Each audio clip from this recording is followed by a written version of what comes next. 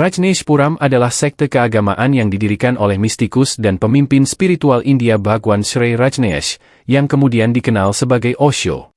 Sekte ini sempat membuat geger pemerintah Amerika dengan pertumbuhan pesat pengikutnya di Oregon.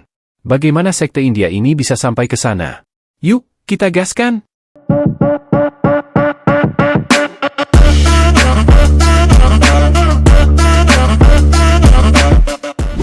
Kita mulai dengan memperkenalkan sosok Bhagwan Sri Rajneesh, seorang pemikir radikal dari India. Bhagwan Sri Rajneesh lahir pada tahun 1931 dengan nama Chandra Mohan Jain di Kuchada, sebuah desa di negara bagian Madhya Pradesh di India saat ini. Dia belajar filsafat dan menghabiskan beberapa tahun berkeliling India, berbicara tentang mistisisme dan spiritualitas timur. Pada akhir tahun 1960, dia menemukan investor yang bersedia mendanai serangkaian retret meditasi dan dia mulai merekrut pengikut, yang disebut Neo-Sannyasin, yang juga menyebut diri mereka Rajneesh. Dari kecil, Rajneesh menunjukkan rasa ingin tahu yang mendalam terhadap kehidupan spiritual, tetapi sering berkonflik dengan tradisi agama ortodoks di lingkungannya. Ajarannya yang kemudian berkembang didasarkan pada kebebasan individu dan ekspresi tanpa batas, terutama dalam hal seksualitas dan spiritualitas. Setelah mendapatkan investor tadi, Rajneesh mulai menarik pengikut yang semakin banyak karena ajaran-ajarannya yang tidak biasa, termasuk penekanan pada kebebasan seksual, meditasi dinamis, dan pemberontakan terhadap aturan-aturan sosial yang mengekang. Pesan yang dia bawa adalah tentang pencapaian kesadaran diri melalui penghapusan batas-batas sosial dan spiritual tradisional. Dia mengajarkan para pengikutnya untuk hidup sepenuhnya tanpa terikat pada dunia. Tahun 1974, Rajneesh mendirikan ashram di Pune, India, yang menarik ribuan pengikut dari berbagai belahan dunia. Pengikut ajaran ini memakai jubah berwarna oker, mengenakan kalung 108 manik-manik, dengan foto Rajneesh di dalamnya, dan mengubah nama mereka. Jain sendiri mengubah namanya menjadi Bhagwan Sri Rajneesh. Mereka terlibat dalam meditasi yang seringkali intens dan menuntut effort secara fisik, misalnya meditasi dinamis, yang merupakan salah satu metode pengajaran utama Rajneesh. Pune menjadi pusat spiritualitas radikal yang bertolak belakang dengan praktik-praktik keagamaan tradisional di India. Rajneesh segera memperluas lini kerajaannya di luar bidang spiritual, dia membangun banyak perusahaan bisnis dan menggunakan prinsip-prinsip perusahaan untuk menjalankannya, sehingga gerakan Rajneesh mampu mengumpulkan sejumlah besar kekayaan. Tahun 1981, Rajneesh memutuskan untuk meninggalkan India karena ketegangan dengan otoritas pemerintah dan tekanan dari kelompok agama tradisional. Dia dan komunitasnya pindah ke Amerika Serikat.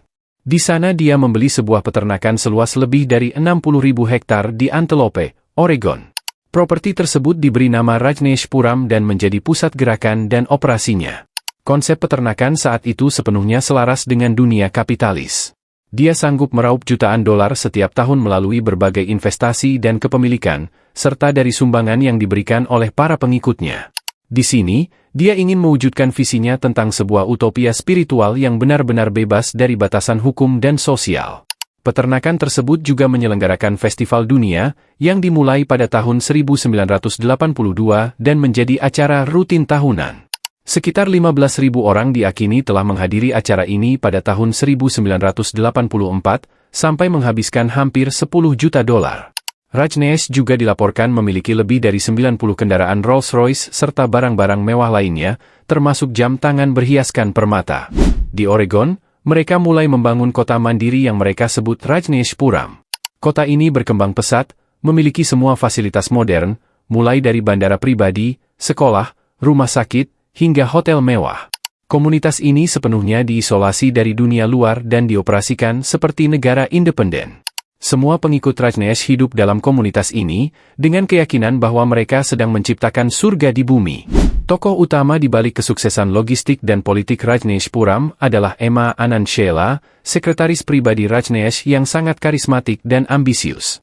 Dia menjadi pengendali utama dalam pengoperasian Rajneeshpuram, mengambil alih kekuasaan atas komunitas dan bahkan mengontrol hubungan politik dengan otoritas lokal. Namun, pendekatan Sheela yang agresif dan otoriter mulai menciptakan ketegangan internal dan eksternal. Pada awal tahun 1970, Rajneesh merinci prinsip-prinsip dasar bagi para Neo-Sannyasin dalam sebuah manifesto. Menurut dia, setiap orang dapat menemukan jalan mereka sendiri menuju pencerahan spiritual. Dia ingin mengganti gaya hidup sekuler di kota-kota besar dengan cara hidup komunal, pastoral, dan spiritual. Rajneesh tidak menyukai lembaga pernikahan dan mendorong para neosanyasin untuk tidak menikah dan hidup bersama berdasarkan prinsip cinta bebas. Dia juga mendukung kontrasepsi dan aborsi, dengan tujuan mencegah kelahiran anak-anak di komunitasnya.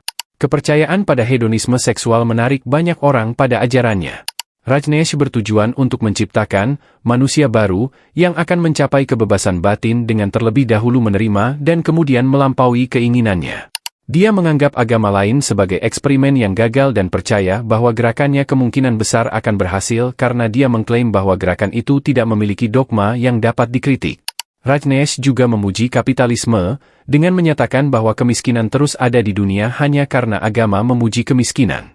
Seiring berkembangnya Rajneeshpuram, ketegangan antara komunitas ini dan warga lokal Oregon semakin memuncak. Penduduk setempat merasa terancam oleh skala pembangunan kota tersebut, serta gaya hidup dan ajaran yang dianggap menyimpang. Pengikut Rajneesh pun mulai menggunakan taktik licik untuk menguasai pemerintahan lokal, termasuk membeli properti besar-besaran dan mencalonkan pengikut mereka dalam pemilihan lokal. Sehingga ketika pemungutan suara, Rajneesh menang di dewan. Ketika ketegangan semakin memanas, Ma Anand Sheela mengambil langkah-langkah drastis. Dia dan kelompok inti pengikut setia Rajneesh merencanakan pembunuhan pejabat lokal yang menentang mereka, serta meluncurkan serangan bioterorisme dengan meracuni sistem air dan makanan di kota tetangga menggunakan bakteri Salmonella. Bar salad di hampir selusin restoran lokal terkontaminasi Salmonella, yang menyebabkan lebih dari 700 orang jatuh sakit, meskipun tidak ada korban jiwa. Ini menjadi salah satu serangan bioteror terbesar dalam sejarah Amerika Serikat. Pada tahun 1985, berbagai investigasi oleh pemerintah Amerika mulai membongkar aktivitas kriminal yang terjadi di Rajneeshpuram. FBI dan otoritas lokal menemukan bukti kuat tentang serangan bioteror, percobaan pembunuhan, dan berbagai pelanggaran hukum lainnya. Ma Anand Sheela melarikan diri dari Amerika, meninggalkan komunitas dalam kekacauan. Bhagwan Shrey Rajneesh sendiri ditangkap pada bulan Oktober 1985 ketika berusaha kabur dari Amerika. Dia didakwa atas pelanggaran imigrasi dan berbagai tuduhan lainnya, tetapi akhirnya mengaku bersalah atas tuduhan ringan. Setelah diusir dari Amerika, Rajneesh terpaksa meninggalkan impian utopisnya dan kembali ke India. Setelah diusir dari Amerika Serikat, Rajneesh kembali ke Pune dan melanjutkan peran sebagai guru spiritual. Meski skandal di Rajneeshpuram meninggalkan noda besar, komunitasnya di Pune tetap bertahan. Setelah Rajneesh meninggal karena gagal jantung pada tahun 1990, ashram di India berganti nama menjadi Osho Institute dan kemudian menjadi Osho International Meditation Resort. Tempat ini menarik ratusan ribu pengunjung setiap tahunnya. Pusat meditasi Osho tetap aktif di lebih dari 80 negara. Gerakan ini telah diatur oleh Osho International Foundation setelah kematian Rajneesh. Gerakan ini terus menjalankan program yoga dan meditasi, termasuk untuk pelanggan korporat. Kisah Rajneeshpuram kembali muncul dalam budaya populer ketika Netflix merilis dokumenter Wild Wild Country pada tahun 2018. Film ini menggambarkan drama besar yang terjadi di komunitas tersebut, mulai dari ambisi utopis hingga kejahatan-kejahatan yang dilakukan oleh para pemimpinnya. Dokumenter ini memperkenalkan cerita Rajneesh kepada generasi baru yang penasaran tentang bagaimana sebuah komunitas spiritual bisa berubah menjadi penuh skandal. Rajneeshpuram menunjukkan bagaimana sebuah sekte dapat mengendalikan individu melalui karisma pemimpin dan manipulasi psikologis.